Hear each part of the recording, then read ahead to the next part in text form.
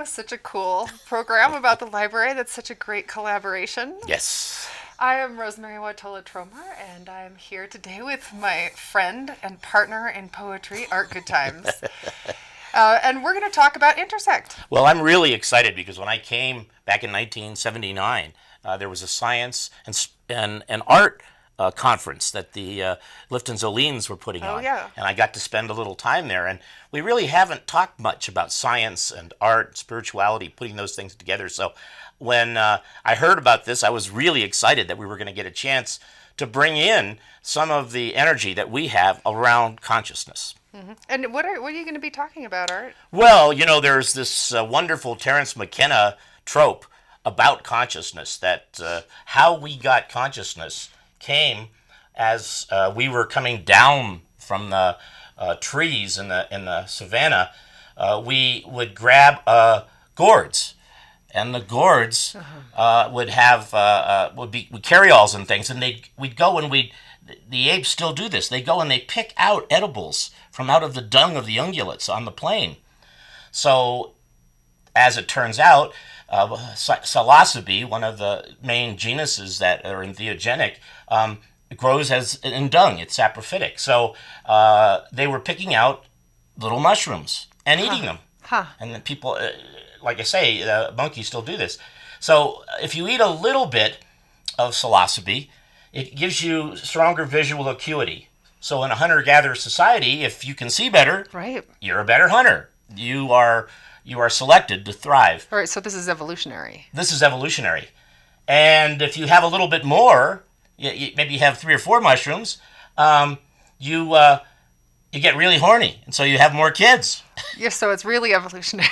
It's nice. And if you take a bunch of them, you see God. So that is how Terence said that we got consciousness. He saw it as it's interesting because there's a caramelized ring in the psilocybe chemical that actually is unique in all of creation that we know of. So his thought was it was an alien intervention put into a plant that we eventually started to eat.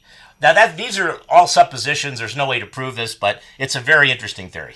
Wow. So this is what you're going to be diving into. Well, I want to talk about that, but really my focus is Dolores LaChapelle and her work. I just had an opportunity over in Paonia to talk about Dolores' work, and she's an amazing woman. Her way of the mountain is a powerful way to be thinking about the world. So I'll be talking about some of her insights that connect to consciousness as well. Mm-hmm. And when is that going to be? Do you know? I think it's really Monday, right after the beginning of the conference, right in the early afternoon. So it's right away. I have the Mushroom Festival happening the end of that weekend. Oh yeah, so it's a big week. It's for a you. big weekend.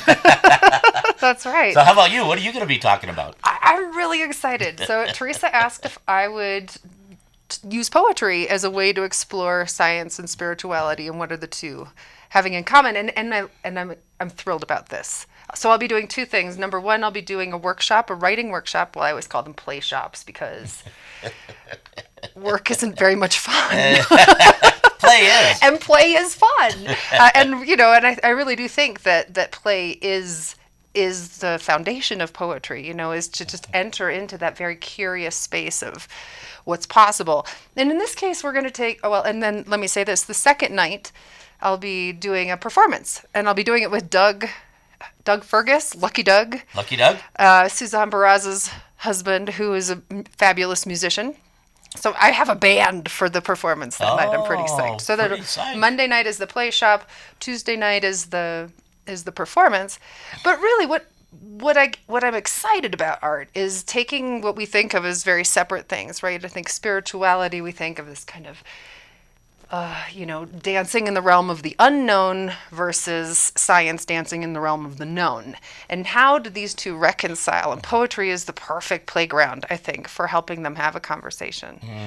Partly because, I think about with science and poetry, they have some things in common. Maybe we don't always think that, but science and poetry both care a lot about efficiency, right? I mean, that's really what separates poetry from other genres, is it's succinct. And the other thing is, that they both have a lot of rules. We'd like to break the rules, right, in poetry, but poetry, like science, likes to find a pattern. It likes to see what emerges from, and so that's, I think they have a lot in common. And on the other hand, spirituality and poetry are both, really dancing with what's ineffable, with what cannot be said, with what cannot be proven. They both engage with paradox.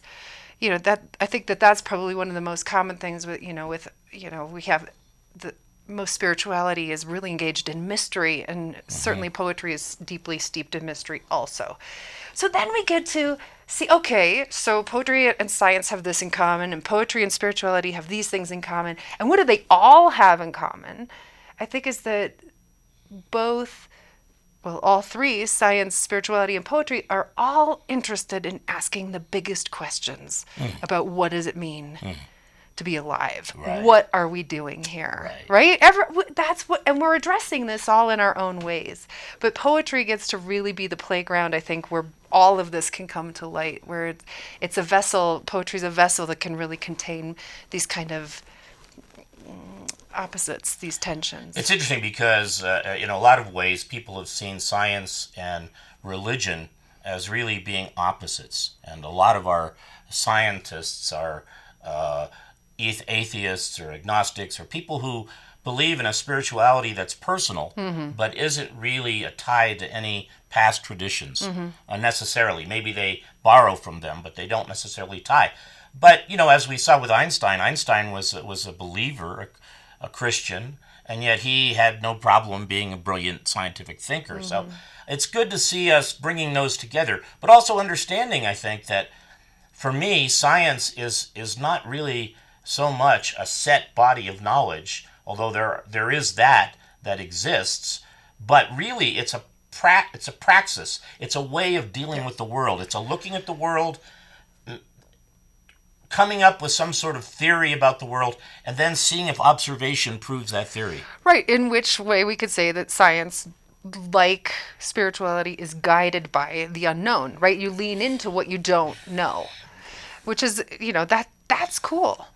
Yeah, it's good to have. It's nice to see the Presbyterian Church coming and helping us bring these two areas of thought that, like I say, right now, a lot of people are very upset with religion. A lot of people are very upset with science. There's, half the people in the country don't believe in evolution.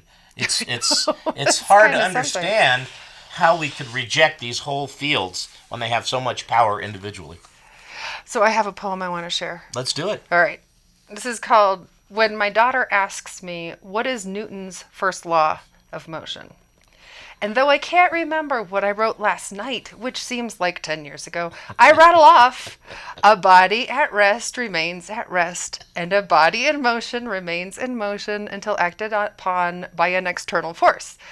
And then, mid-sentence, I have some small fantasy about being a body at rest. A body at rest that stays at rest.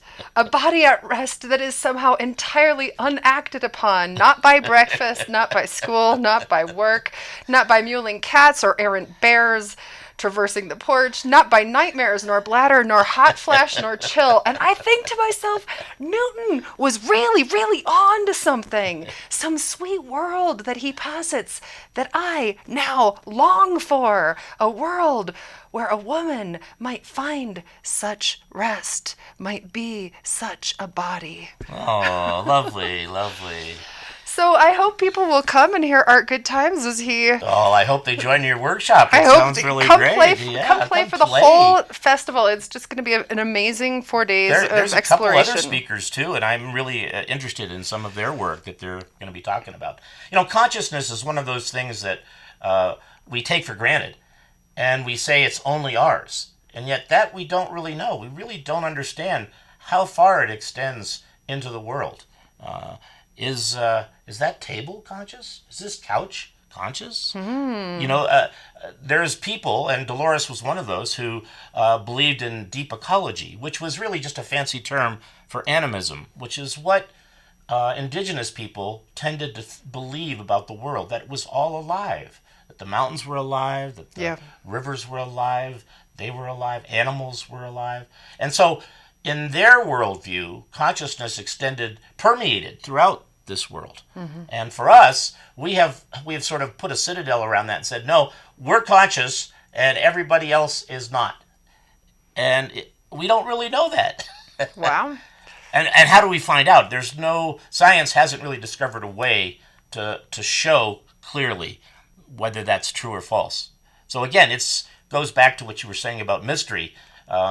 We in the poetry world explore mystery by throwing a bunch of ideas up, and Wittgenstein says it's ambiguity that makes poetry so interesting, because there's a bunch of ideas floating around and we sort of make relationships to them. Yeah. Where science tends to narrow everything down, to the very tiniest quark, and then tries to see how that relates to the world. So, there are different ways of looking at the mystery, and both valid. And I think we're going to get to explore that this whole festival. Yeah, that's exciting. Thanks, Art. Oh, you betcha. So we're going to go next to something exciting happening at the Bob. It's going to be a concert that is folksy and gypsy-ish and fabulous. Let's find out more about it.